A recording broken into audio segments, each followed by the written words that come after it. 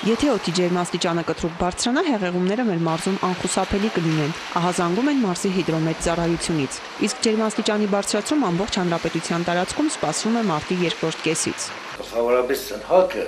եթե գիշերային ժամերում բացական է լինում, այնքան վտանգավոր չի, բայց եթե գիշերային ժամերում ցերեկային ժամերում դրական եղավ, դա արդեն ուշեղ ինտենսիվ լինի։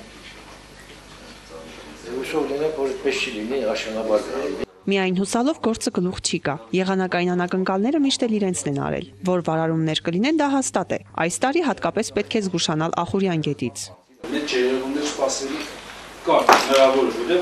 անցյալ տարի մենք Ախուրյան գետով հասկացրեցինք մոտավորապես 70-ից 80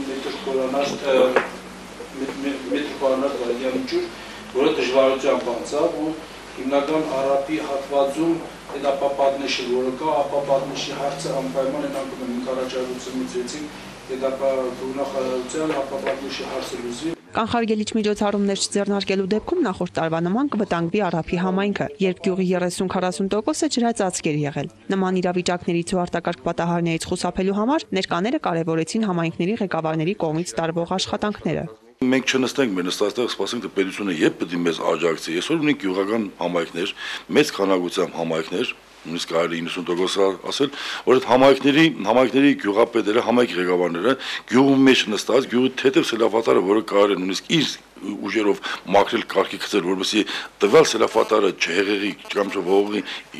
իսկ գյուղացու տունն ու նագողները, այդ մասին ես խնդրում նաև ես ուղղակի կոչանել եւ այսօր կոչ կանի եւ նաև ծերանգը մինչեւ այս pedagogamodությունը թող փորձեն յուրաքանչյուր համայնքի ղեկավար փորձի արդեն ժամանակն է դրա համար մարդու որոշում կա փորձեն իրենց համայնքներում անցկացնեն բնակչության պաշտպանության վերաբերող հատկապես սելավատարների մաքրման միջոցառումներ։ Գետեր եւ գետակներ, որոնք կարող են հեղեղումներ առաջանալ, կարող են որոնցում հեղեղումներ առաջանալ եւ սելավատարների խնդիրը, որոնք գտնվում են գյուղական համայնքների տարածքում, քաղաքային համայնքների տարածքում, մեր խնդիրն է քաղաքապետարանը, գյուղապետարանների հետ ակտիվ աշխատանք կատարել եւ ամեն օր ուշադրության կենտրոնում լինի, որպեսզի մենք կարողանանք տիրապետել իրավիճակին։ Թեև ոլորտի պատասխանատուները հորդորեցին հույսը չդնել պետական աջակցության վրա, այնուամենայնիվ մարզպետարանի քաղաքաշինության վարչության պետ Ալբերտ Մարգարյանի տեղեկացմամբ գյուղատնտեսության նախարարությունը ներկայացվել մարզի մի շարք սելավատարների ցանկ իրենց պարամետրերով համապատասխան ծրագրում ընդգրկվելու նպատակով։ Ծրագիրը ներկայացված է, մնում է ֆինանսավորումը լինի։ Ալա Բաղդասարյան, Խաչատուր Գևորգյան, Ազդարար։